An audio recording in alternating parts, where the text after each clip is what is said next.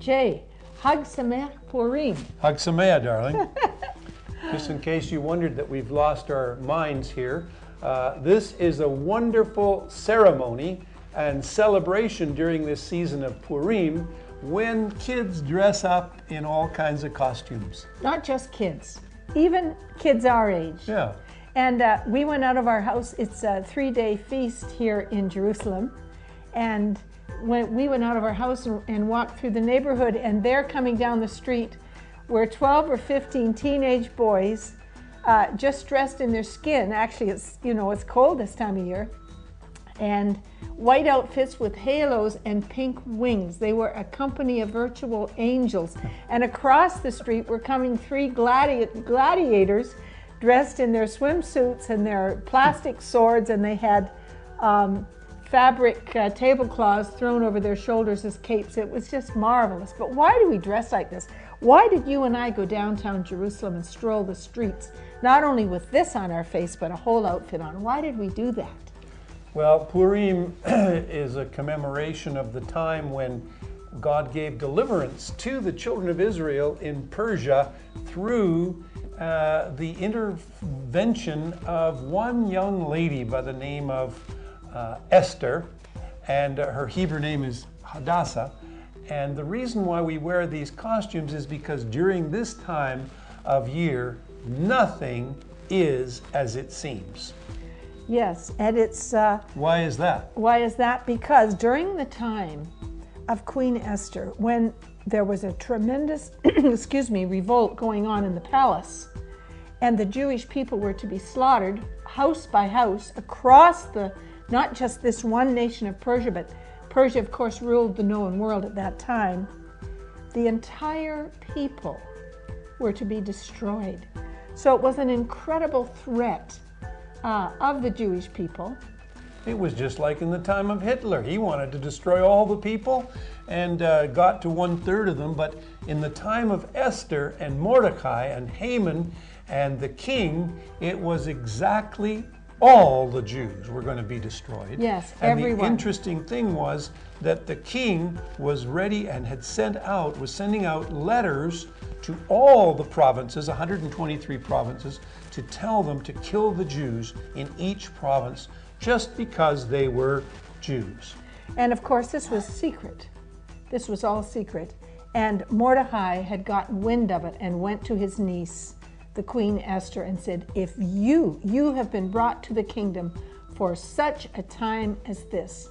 And Esther knew that actually the future of her people depended upon her going before the king, even without an audience, for which she could have lost her life. And she brought the light of this plot to the king. Now, we wear the masks because at that time, they didn't know they were in fear of their deaths. But the other thing about Esther, it's a book of mysteries. It's a book of coverings and maskings because God's name is never mentioned in the book. And yet it is such a powerful testimony to God's care over his Jewish people. His name is never mentioned, but through the natural course of events and God's people standing up and making a difference where it counted, the entire nation of Israel was saved. And not only that, it is so important that we never forget this story, that it's written in the scroll of Esther that this feast will be remembered throughout all the generations of Israel. That means for eternity.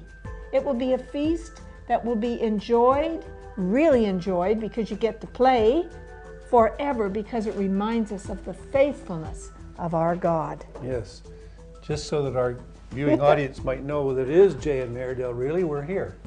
But the interesting thing also, Meridel, is that the name Purim comes from the Hebrew word pur, which means lottery, so that the Jews were, saved, as it were.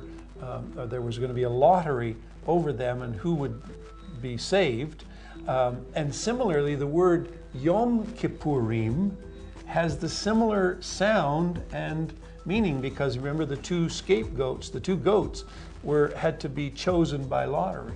Well, that was the Day of Atonement when the sin was paid for. The sin of the nation was wiped out year by year. But here in Purim, we see that God did something very special and very supernaturally. The Bible doesn't say that we're going to remember Yom Kippur eternally. It does say that we will remember the Feast of Esther eternally. Also, it shows that the book of Esther, from the book of Esther, that Esther and Mordecai were a classic example of teamwork. Teamwork that worked to save the entire people. And so we're so glad that Meridel and I can include you in that. We are today fighting a battle that's emanating from ancient Persia, Iran, that is calling for the destruction of the Jewish people. And you know, Menachem Begin, the great prime minister, one of the great prime ministers of Israel, he said, when people say they're going to kill you, just believe them. Now we know that that the Jewish people are not going to be wiped off the face of the earth, because God's promises have said that forever, for eternity, I will have a people called Israel, and that they will stand. Heaven and earth will pass away, but His word will stand forever. But it doesn't mean that we can't not stand up and speak out, just like Esther of old and Mordecai of old did on behalf of Israel and the Jewish people.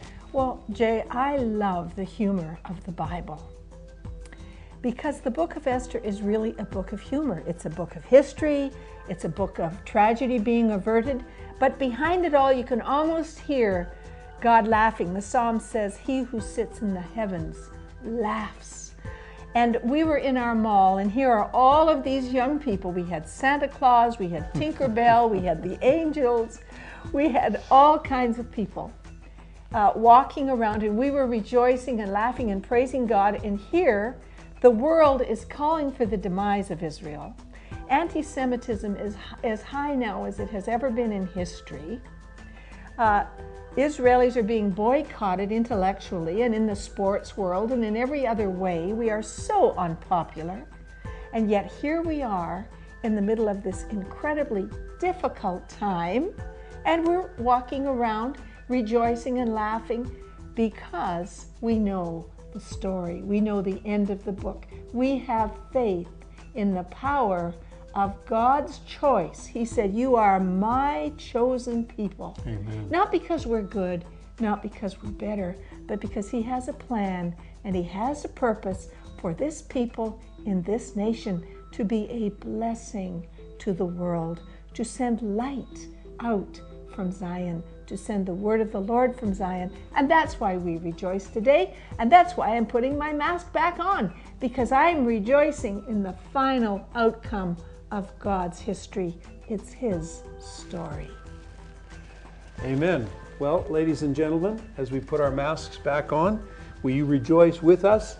And we will say to you from Zion, Shalom, and see you next time on People Making a Difference. Shalom, shalom. Shalom.